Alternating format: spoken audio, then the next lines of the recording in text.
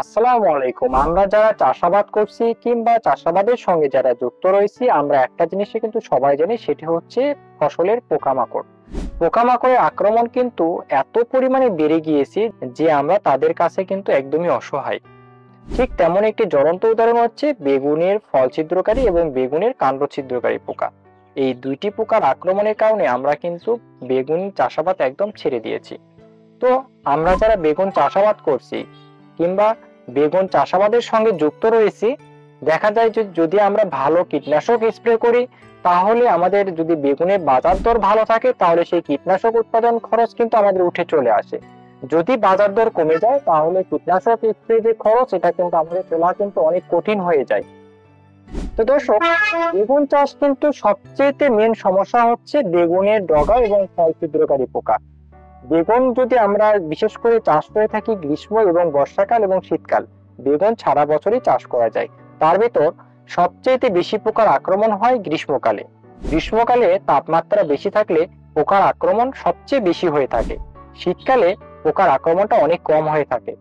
যেহেতু গ্রীষ্মকালে পোকার আক্রমণের বেশি হয়ে থাকে এবং ওই সময়টাতে বেগুনের দামও বেশি হয়ে থাকে।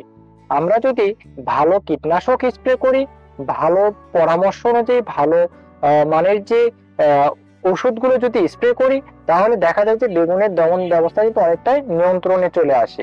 ঠিক তেমনি আমার হাতে যে ওষুধটি দেখতে পাচ্ছেন, এটি হচ্ছে সিনজেন্টা কোম্পানির ইনসিপিও। এই ওষুধটি কিন্তু সবচেয়ে দামি ওষুধ। এই ওষুধটি যদি আমরা ব্যবহার করি, এটি কিন্তু আপনার বেগুনের ফল এবং ডগা ছিদ্রকারী পোকার হাত থেকে কিন্তু রক্ষা পাওয়া যাবে। এই সিনজেন্টা কোম্পানির ইনসিপিওটি যদি আপনার পোকার আক্রমণ হয়ে থাকে, যদি আক্রমণ যদি বেশি হয়ে থাকে, তাহলে আমরা প্রতি লিটার পানিতে 2 মিলি করে দিয়ে আমরা কিন্তু সকালবেলা অথবা বিকালবেলা কিন্তু স্প্রে করতে পারি। যদি পোকার আক্রমণ যদি একটু নিয়ন্ত্রণে থাকে, তাহলে আমরা 7 থেকে 10 দিন পর পর প্রতি লিটার পানিতে আমরা 1 ml করে স্প্রে করতে পারি। আর আমার হাতে যে ইনসিপিওটি দেখতে পাচ্ছেন, এটি কিন্তু যদি আমরা প্রতি লিটার পানিতে 2 ml করে ব্যবহার করি, 15 দিনের ভিতরে আপনাকে আর কোনো ডগা ছিদ্রকারী এবং ফল ছিদ্রকারী পোকার জন্য কোনো স্প্রে করতে হবে না। আর যদি আমরা বাজারে যদি কম দামে যদি ওষুধ ব্যবহার করি, দেখা যায় যে স্প্রেটাও বেশি করতে হচ্ছে এবং আপনার কিন্তু উৎপাদন খরচটা কিন্তু অনেক বেড়ে যাবে। তো আমরা যারা বেগুন চাষ করব, তারা অবশ্যই কিন্তু বেগুনের ডগা এবং ফল ছিদ্রকারী পোকার জন্য আমরা অবশ্যই এই সিনজেন্টা কোম্পানির ইনসিপিওটি আমরা সাজেস্ট করেছি।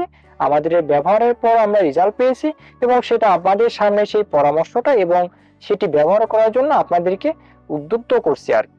আর বেগুনের এই ডগা ছিদ্রকারী এবং ফল ছিদ্রকারীর জন্য আমরা ইনসিপিওটি অবশ্যই সকালবেলা অথবা আমরা বিকালবেলা স্প্রে করতে পারি। এছাড়াও আমরা যখন জমি তৈরির সময় এই দানাদার কীটনাশকটি আমরা কিন্তু অবশ্যই মাটিতে দিতে পারি। তাহলে দেখা যাবে যে বেগুনের ডগা এবং ফল ছিদ্রকারী পোকা অনেকাংশেই কিন্তু কমে যায়। যখন আমরা বেগুনের চারা রোপণ করার পর যখন আমরা ফল হারভেস্ট করি, দ্বিতীয় ধাপে যখন আমরা খাবার দিই, আমরা কিন্তু অবশ্যই বিঘা প্রতি 2 কেজি হারে আমরা স্যামকো কোম্পানির রাগবি কিন্তু আমরা সারের সঙ্গে আমরা কিন্তু মিক্সড করে ড্রেনে দিতে পারি। তাহলে কিন্তু বেগুনের ডগা এবং ফল ছিদ্রকারী পোকা অনেকাংশে কমে যাবে। তো আপনারা যারা বেগুন চাষ করেছি, অবশ্যই তো আমার এই ভিডিওটি আপনারা অবশ্যই উপকারে আসবে এবং যে কোনো পরামর্শের জন্য আমাদের স্ক্রিনে দেওয়া যে নাম্বারগুলো আছে, এই নাম্বারে যোগাযোগ করতে পারবেন। তো আজকে এ পর্যন্ত। ভালো থাকবেন, সুস্থ থাকবেন। পরবর্তী নতুন একটি ভিডিও নিয়ে আপনাদের সঙ্গে হাজির হব। আসসালামু আলাইকুম।